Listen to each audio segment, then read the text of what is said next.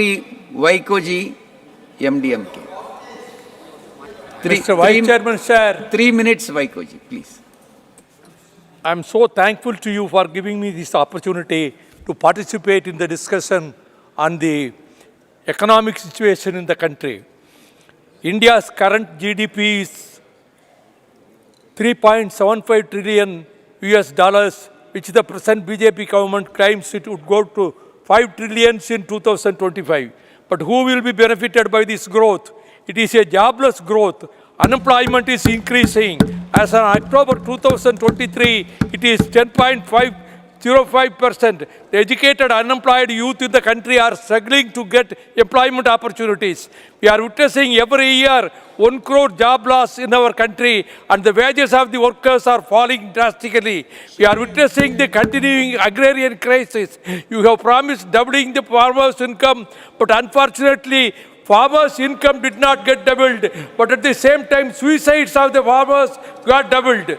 Our banks are in deep crisis. What is the remedy that they are putting forward? The bank NPAs are rising, and the government is providing further concessions to the corporates to write off their loans, but they are not prepared to reduce or write off the loans of farmers, students, and small entrepreneurs in the MSME sector.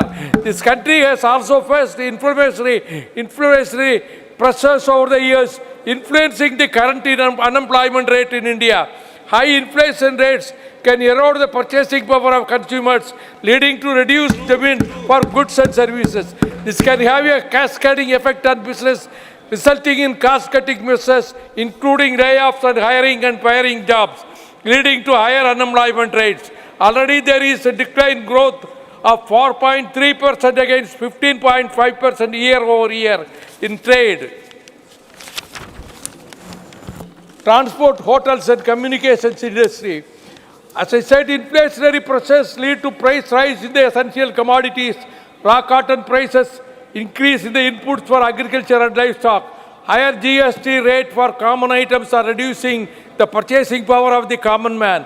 The structure of public sector undertakings in your regime is crumbling. One by one, the public sector unit is sold to the corporate giants. When the crude oil is sold at a lower price in the international market, I am not able to understand why the union government is not reducing petroleum retail price to the common people.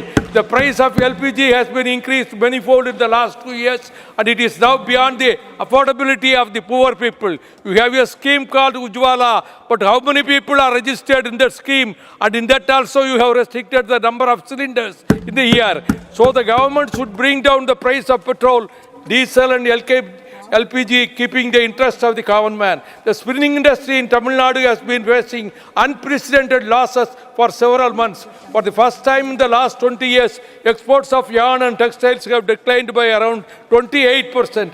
A mill having about 10,000 spindles would produce 2,500 kilograms of yarn per day, which is incurring a loss of 1 lakh per day.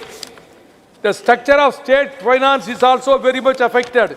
After the introduction of GST, the revenue has come down. There is no proper distribution of GST collections to the states. The states which are supporting the ruling party at the center are given a favorable position as compared to the states which are ruled by the opposition parties.